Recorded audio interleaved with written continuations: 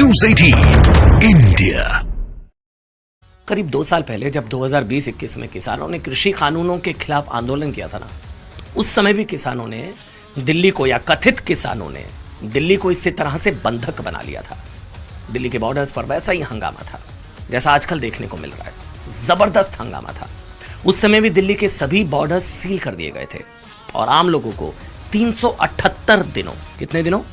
378 दिनों तक चले इस आंदोलन की वजह से भारी परेशानी का सामना कर। इस आंदोलन के दौरान जिस तरह देश के लोगों को परेशानी उठानी पड़ी, जिस तरह देश की राजधानी में आंदोलन जीवियों ने बवाल किया, लाल किले पर उपद्रवियों ने उत्पात मचाया था ना, दंगा किया था और तिरंगे झंडे को हटाकर खालिस्तानी झंडा फहरा दिया था, उसे ये बात भी सामने आई कि किसानों की आड़ में बहुत से असामाजिक तत्व भी इस आंदोलन में घुस गए थे।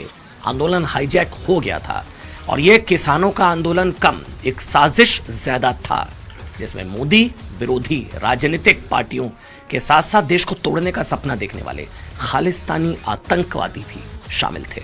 अब एक बार फिर दिल्ली के बॉर्डर्स पर जिस तरह अचानक से भारी संख्या में किसान जमा हो गए ना और बैरिकेडिंग तोड़कर अंदर आने की कोशिश कर रहे हैं, बॉर्डर्स पर हंगामा हो रहा है और रेलें रोकी जा रही हैं, बैरिकेडिंग उठाकर फेंकी जा रही हैं। उसके बाद से लगातार सवाल उठ रहा है कि क्या इस बार भी किसानों के आंदोलन के पीछे वाकई कोई साजिश है।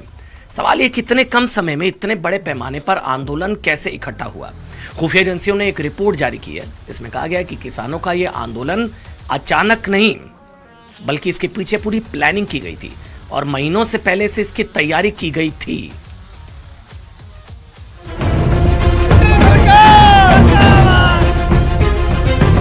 और अमृतसर से ये जत्थे चले, आपने रास्ते में एक भी जगह रोकने की कोशिश नहीं की। इसका मतलब ये है कि आप दिल्ली को दहलाना चाहते हो।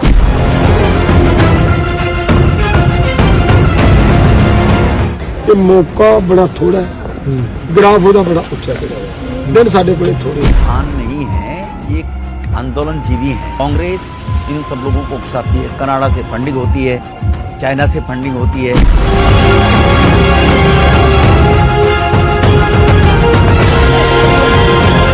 देखो, दिल्ली जाना चाहते हैं किसान, जाने देना चाहिए।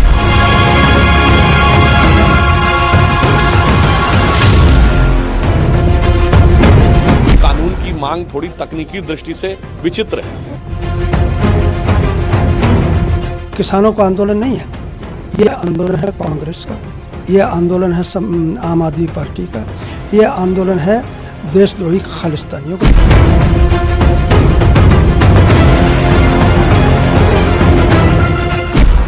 ये मोदी विरोधी लोग हैं, ये बीजेपी विरोधी लोग हैं।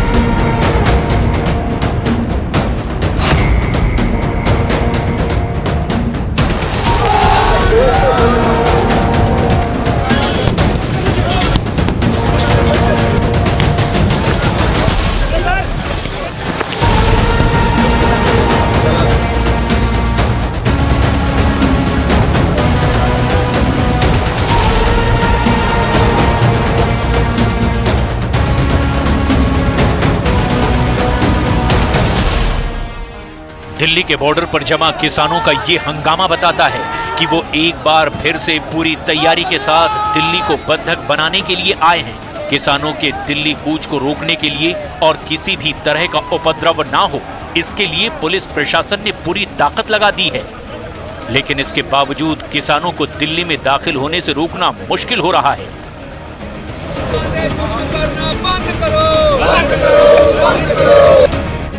दिल्ली के बॉर्डर्स पर हंगामा लगातार जारी है। किसानों ने दिल्ली में घुसने की कोशिश की और उन्हें रोकने के लिए पुलिस ने आंसू गैस के गोले दागे। सवाल ये है कि इतनी बड़ी संख्या में किसान अचानक कैसे दिल्ली को बंधक बनाने के लिए उमड़ पड़े। किसानों का ये आंदोलन कैसे इतने बड़े स्तर पर तब्दील हो गया, जिसकी वजह से दिल्ली की सभी सीमाएं सील हो गई हैं। तो इसका जवाब खुफिया एजेंसियों की रिपोर्ट में मिलता है। किसानों के आंदोलन को लेकर खुफिया रिपोर्ट सामने आई है, जिसमें बताया गया कि इस प्रोटेस्ट के लिए कई महीनों पहले से ही तैयारियां शुरू हो चुकी थी। रिपोर्ट की माने तो किसान ट्रैक्टर मार्च निकालने के लिए 40 रिहर्सल कर चुके हैं, जिनमें 10 रिहर्सल हरियाणा में और 30 पंजाब में की गई हैं। रिपोर्ट के मुताबिक इस आंदोलन को लेकर 100 से ज्यादा मीटिंग्स हो चुकी हैं और ये योजना बनाई गई है कि 15 से 20 हजार किसान 2 से 2.5 हजार ट्रैक्टर के साथ दिल्ली पर चढ़ाई करेंगे। किसान नहीं है, ये आंदोलन जीवी हैं। किसान तो अपने काम कर रहे हैं, ये किसानों के नाम पर रोटी सेकने वाले लोग हैं। कांग्रेस इन सब लोगों को उकसाती है, कनाडा से फंडिंग होती है, चाइना से फंडिंग होती है, तो इसलिए बाहर की फंडिंग से कुछ लोग, ये बड़े बड़े ऐसे लोग हैं जो लाइजनर टाइप के लोग हैं, वो लाइजनिंग करते हैं और ट्रैक्टरों पर, ट्रॉलियों पर लोगों को बरगला कर यहाँ पर कुछ लोगों को लेकर आते हैं। किसानों का लेकिन बैनर यूज करके और इमोशनल कार्ड खेल रहे हैं कि सरकार इनकी बदतमीजी के अनुसार कहीं ना कहीं कोई ऐसा स्टेप उठाए, कहीं किसी व्यक्ति के कुछ सर में चोट लग गई, कहीं कुछ बच्चे को गड़बड़ हो गई तो उसको केस किया जाए। तो कांग्रेस और आंदोलन जीवी लोगों का ही गठबंधन है। ये किसान पंजाब, हरियाणा, राजस्थान, उत्तर प्रदेश, केरल और कर्नाटक जैसे राज्यों से दिल्ली आएंगे। दिल्ली के आसपास के राज्यों से किसान कार, बाइक, रेल, मेट्रो या फिर बस से भी दिल्ली में प्रवेश कर सकते हैं। कुछ किसान चुपचाप तरीके से प्रधानमंत्री मोदी, गृह मंत्री अमित शाह, कृषि मंत्री और बीजेपी के बड़े नेताओं के घर के बाहर इकट्ठे हो सकते हैं। दिल्ली में घुसने के लिए ये लोग महिलाओं और बच्चों को आगे कर सकते हैं। इसीलिए अफवाहों को फैलने से रोकने के लिए सोशल मीडिया पर निगरानी की जरूरत है और दिल्ली के सभी बॉर्डर्स पर और दिल्ली के अंदर कड़ी सुरक्षा की जरूरत है। इस रिपोर्ट में ये भी कहा गया कि असामाजिक तत्व इस आंदोलन का फायदा उठाने की कोशिश कर सकते हैं, इसमें शामिल होकर कानून व्यवस्था बिगाड़ सकते हैं। ये कहते हैं हमने दिल्ली जाना है। दिल्ली किस लिए जाना है? बातचीत करने के लिए ना। तो जिनसे दिल्ली जाके बातचीत करनी है वो सारे मंत्री और अधिकारी जब चंडीगढ़ आ गए तो आपने बात नहीं की। इसका मतलब आपका मकसद कुछ और है कि पंजाब सरकार ने नोटिस जारी करा है कि हमारी सीमा में ड्रोन मत भेजो।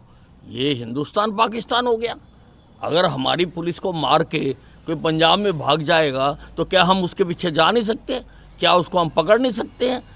और अमृतसर से ये जत्थे चले, आपने रास्ते में एक भी जगह रोकने की कोशिश नहीं की। इसका मतलब ये है कि आप दिल्ली को दहलाना चाहते हो। इस बीच किसानों के नेता जगजीत डल्लेवाल का एक वीडियो सामने आया है जिसमें वो कहते हुए दिखाई पड़ रहे हैं कि राम मंदिर बनने के बाद पीएम मोदी का ग्राफ बहुत बढ़ गया है, इसे नीचे लाना है। सवाल ये उठता है कि क्या किसानों का ये आंदोलन प्रधानमंत्री मोदी की छवि को खराब करने की राजनीतिक मंशा से किया जा रहा है? मोदी का ग्राफ बहुत मंदर दे करके ऊपर वो नुकसान वो ਇਹਦਾ ग्राफ डाउन ਕਿਵੇਂ ਆ ਸਕਦਾ ਹੈ। मैं बहुत बारी ਜਦੋਂ मैं ਪਿੰਡਾਂ ਦੇ ਵਿੱਚ ਤਿਆਰੀਆਂ ਕਰਾਉਂਦਾ ਫਿਰਦਾ ਸੀ ਬਹੁਤ ਵਾਰੀ ਲੋਕਾਂ ਨੂੰ ਇਹ ਕਹਿੰਦਾ ਸੀ ਕਿ ਮੌਕਾ ਬੜਾ ਥੋੜਾ ਹੈ, ਗ੍ਰਾਫ ਉਹਦਾ ਬੜਾ ਉੱਚਾ ਚੜਿਆ ਹੋਇਆ, ਦਿਨ ਸਾਡੇ ਕੋਲੇ ਥੋੜੇ ਆ, ਕੀ ਅਸੀਂ ਇਹਨੇ ਥੋੜੇ ਦਿਨਾਂ ਦੇ ਵਿੱਚ ਗ੍ਰਾਫ ਇਹਦਾ ਡਾਊਨ ਕਰ ਲਿਆ। उधर पुलिस प्रशासन ने भी किसानों को रोकने की पूरी तैयारी की है।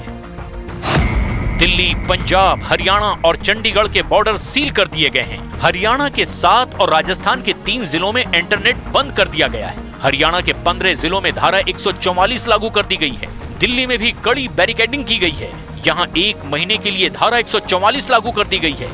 भीड़ जुटने और ट्रैक्टर की एंट्री पर भी रोक लगा दी गई है। पिछली बार आंदोलन से देश की अर्थव्यवस्था को हर दिन 3,500 करोड़ रुपए का नुकसान हुआ था और अगर इस बार भी ये आंदोलन जोर पकड़ता है तो इतना ही नुकसान हो सकता है। दूसरी बात यह है कि किसान संगठन एमएसपी पर जिस कानून को लागू करने की बात कह रहे हैं, अगर लागू हो जाए तो सरकार को हर साल 10 लाख करोड़ रुपए अतिरिक्त खर्च करने होंगे। ये भारत के इस साल के कुल बजट का लगभग 20% तक होगा। इस बार बजट में इंफ्रास्ट्रक्चर के लिए जो राशि निर्धारित की गई है वो भी कुल 11 लाख करोड़ रुपए के आसपास ही है।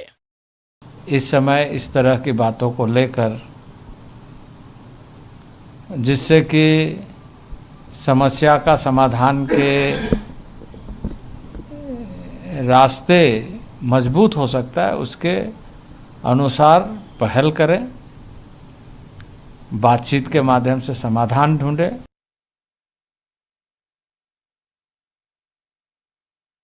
यानी किसान जो मांग कर रहे हैं वो सरकार के खजाने पर जबरदस्त बोझ साबित होगा, और ये पैसा आपके और हमारे टैक्स से ही जाएगा। और किसान जिस तरह से ये सब मांग रहे हैं, यानी प्रदर्शन के जरिए, उसका तरीका भी आम आदमी की जेब पर ही भारी पड़ रहा है।